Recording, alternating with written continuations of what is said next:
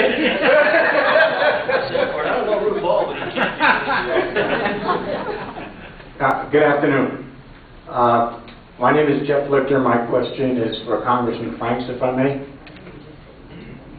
I agree with everything, all the heartfelt sentiments that were said before about your heart, and I agree with 99% of everything you do, but there's one issue of which I'm severely disappointed in not only you, but the entire Republican Congress. 2 years ago, I approached you about the eligibility issue, and I mentioned the word cover-up, and you got upset that I even mentioned that word, and you said, bring me the evidence. Shortly after that, I brought 51 points of evidence written by one of the nation's best constitutional attorneys, Mario Apuzzo out of New Jersey. Now, 2 years later, our own sheriff, on request of Maricopa County citizens, has conducted an official law enforcement investigation over the last 10 months, and he has concluded, and nobody's been able to challenge all the evidence that he put out, that documents coming from the White House are fraudulent and forgeries, including the birth certificate put out on April 27th and Barack Obama's selective service registration. It's also well known Barack Obama is not using a Social Security number issued to him.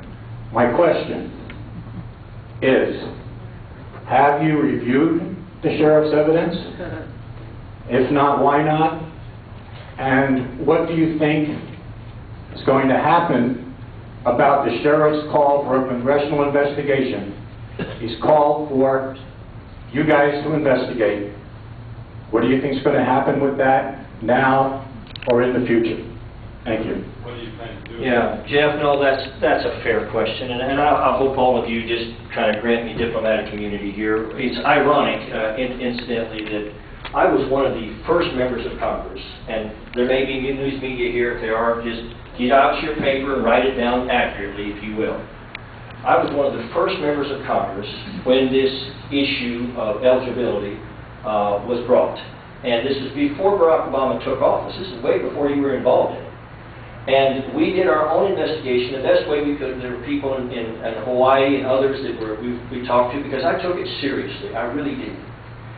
And we came to the conclusion, rightly or wrongly. Now, if someone can prove it wrong, then I'm here to be convinced. I'm here to, my heart is open.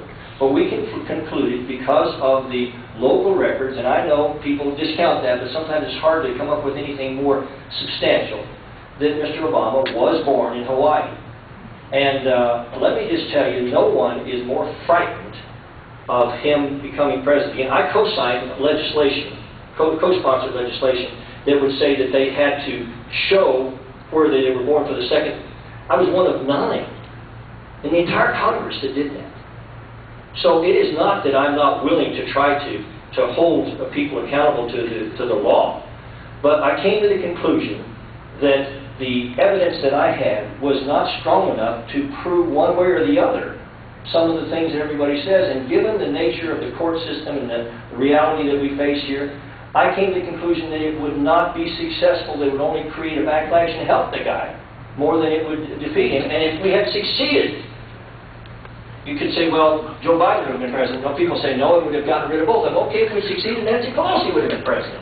I don't know that that would have been a great advance for our country. And let me say to you, the only way that we're going to defeat Barack Obama and his agenda is when the American people have the courage and the wisdom to stand up and vote him out in a landslide. And if we do that, then we will be done with this man. And I pray to God nothing but the best for him. I want only God's best for Barack Obama and his family.